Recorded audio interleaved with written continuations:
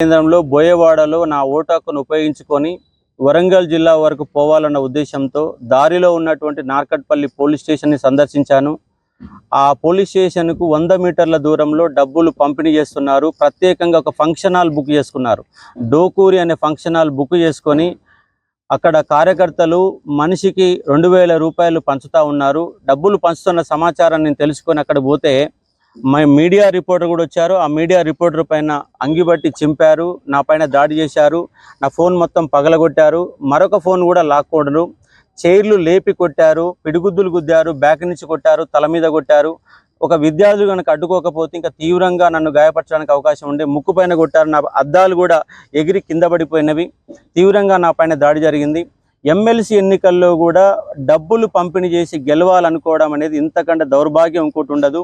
ప్రతి పోలీస్ స్టేషన్కు 100 మీటర్ల దూరంలో డబ్బుల పంపిణీ జరుగుతున్నా కూడా ఎలక్షన్ కమిషన్ కానీ పోలీసులు కానీ పూర్తిగా విఫలమయ్యారు. ఎన్నికలంటేనే డబ్బులమయంగా మార్చి ప్రజాస్వామ్యం కూని జరుగుతున్నా కూడా ఈ ప్రజాస్వామ్యాన్ని కాపాడే వాళ్ళు లేకుండా పోతున్నారు.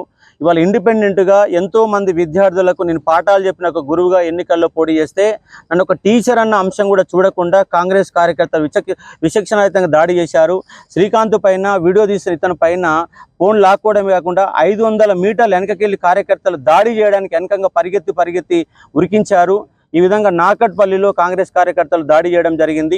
ఇది ప్రజాస్వామ్యానికి విఘాతం కలుగుతూ ఉంది. ఇక్కడ ప్రజాస్వామ్యవాదులందరూ కూడా దీన్ని ఖండించాలని డిమాండ్ చేస్తూ ఉన్నాను. నార్కట్పల్లి పోలీస్ స్టేషన్ని కంప్లైంట్ చేస్తే ఎస్ఐ గారు ఈ పోలీస్ స్టేషన్కు 200 మీటర్ల దూరంలో ఉన్నారు, కానీ ఇక్కడ వరకు రాలేదు, కంప్లైంట్ ఇవ్వండి అని నిర్లక్ష్యంగా సమాధానం చెప్పారు. ఇక్కడ పోలీసులు కూడా కాంగ్రెస్ పార్టీ కార్యకర్తల్లాగా పనిచేస్తున్నారు తప్ప ఇక్కడ ఎలాంటి స్పందన కూడా లేదు. అందుకే ఈ పోలీస్ స్టేషన్ ముందు కూర్చొని నేను నిరసన వ్యక్తం చేస్తూ ఉన్నాను. రాష్ట్ర వ్యాప్తంగా అన్ని పోలీస్ స్టేషన్ల దగ్గర ఇదే విధంగా జరుగుతూ ఉంది. కాబట్టి పోలీసులు తక్షణమే, ఎన్నికల కమిషన్ తక్షణమే చర్యలు తీసుకొని డబ్బులు పంపిణీ జరగకుండా అడ్డుకోవాలని నేను కోరుతా ఉన్నాను. అన్ని ప్రధాన పార్టీల వాళ్ళు డబ్బులు పంచుతూ ఉన్నారు. ఇంతకంటే నిస్సిగ్గుగా లేదు. పోలీసుల సమక్షంలో డబ్బులు పంచుతున్నట్టుగా నాకు అర్థమవుతుంది.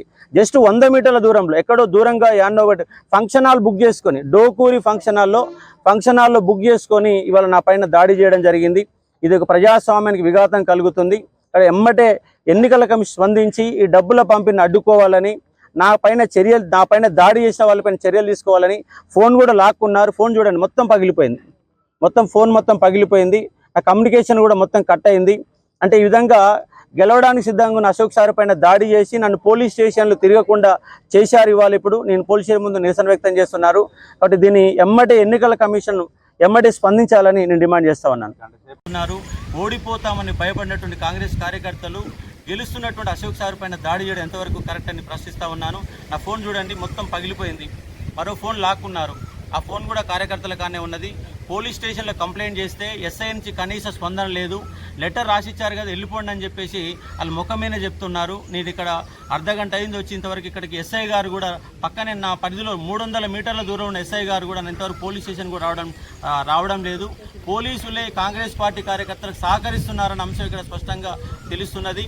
ఇక్కడ ఈ విధంగా నిస్సిగ్గుగా ఈ విధంగా డబ్బులు పంచడం ఎంతవరకు ప్రజాస్వామ్యాన్ని కూని చేస్తుందని నాకు అర్థమవుతా ఉంది. ఎన్నికల వ్యవస్థ పూర్తిగా విఫలమైంది. మీ 100లో కూడా మేము కంప్లైంట్ చేయడం జరిగింది. ఇక్కడ కానీ ఎస్ఐ గారు కూడా కంప్లైంట్ చేశారు కదా, మీరు పోలీసు ఏమో ధర్నా ఎందుకు చేస్తారని చెప్పేసి ఆయన వెళ్ళిపోమని చెప్పేసి బెదిరింపు ధోరణిలో మాట్లాడుతున్నారు. ఎస్ఐ గారు ఇంతవరకు మీరు పోనీ ఇక్కడ డబ్బులు వస్తున్నారు అంటే మీరెందుకు అడిగిపోయారని క్వశ్చన్ చేస్తూ ఉన్నాడు. ఈ విధంగా అడ్డుకోవడంలో పోలీసులు అయ్యారు, ఎన్నికల కమిషన్ విఫలమవుతుంది. ఎమ్మెల్సీని పట్టభద్రుల ఎన్నికల్లో కూడా డబ్బులు పంచడం అనేది ఇది నీచమైన ఘోరమైన ఒక వ్యవస్థ. మరి ఈ వ్యవస్థ ఎప్పుడు అందమైందో అర్థం కాని ఒక పరిస్థితి.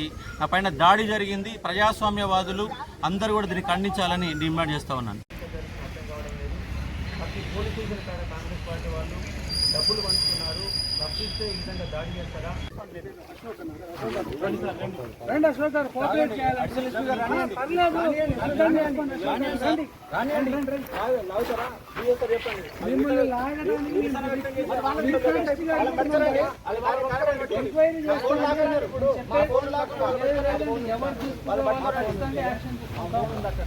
మొత్తం పక్కటంలోకి వెళ్ళి కొట్టారు సార్, కట్ల గుద్దారు, అద్దాలు కింద పడిపోయినాయి, అద్దాలు ఎగిరిపోయి కింద పడిపోయినాయి.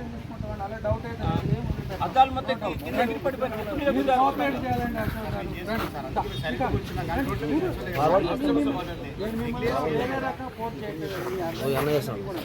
పని చేస్తా ఉన్నారని మాకు అర్థమవుతుంది సార్. అంటే ఎట్లా ఎందుకు కొడతారు సార్? ఎందుకు కొడతారు? మా పైన ఎందుకు దాడి చేస్తారు చెప్పండి. దాడి జరిగింది నా పైన. నాకు న్యాయం చేసే వరకు ఇది కాలేదు సార్. ఇక్కడ చెప్పేది న్యాయం చేసే ఫోటోలు పోలీసులు ఏం జరిగినా తీసుకోలేదు. మీతోనే మాట్లాడుతున్నాను. ఇక్కడ ఫోటో తీసుకోమంటారండి.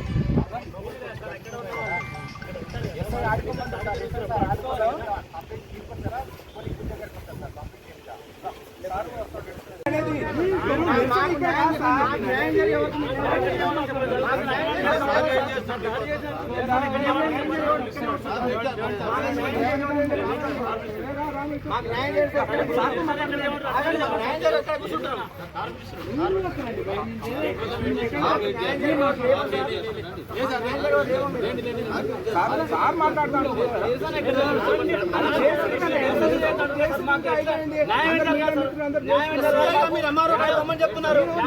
ఒక ఎంఆర్ఓ కాదు బొమ్మని చెప్తున్నారు. ఒక సిఐ ఉండి మీరు చెప్పేది వేరు. సిఐ ఎంఆర్ఓ మాకే సంబంధం ఉంటారు. కలెక్టర్ కంప్లైంట్ చేయమంటున్నారు. ఒక సిఐ కాకుండా ఎంఆర్ఓ ఆఫీస్ కూడా ఎంతో కలిసి చెప్పండి. ఏం మాట్లాడుతున్నారు? గంట సేపటి దాకా ఎస్ఐ గారు మీరు వస్తున్నా ఎంఆర్ఓ కంప్లైంట్ చేయమంటారు. మీకు కలెక్టర్ చేసుకోవాలా? సెక్యూరిటీ కావాలంటే మీకు కలెక్టర్ కంప్లైంట్ చేసుకోవాలా? మాకు దాడి జరిగింది. 200 మీటర్ల దూరం డబ్బులు వస్తున్నారు. ఏం చేశారు పోలీసులు చెప్పండి. పోలీస్ కేసు అయ్యే వరకు ఇక్కడే కూర్చున్నాం సార్.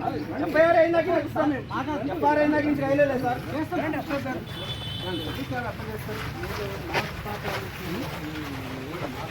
ఏం పాటలు చెప్తున్నారు సార్?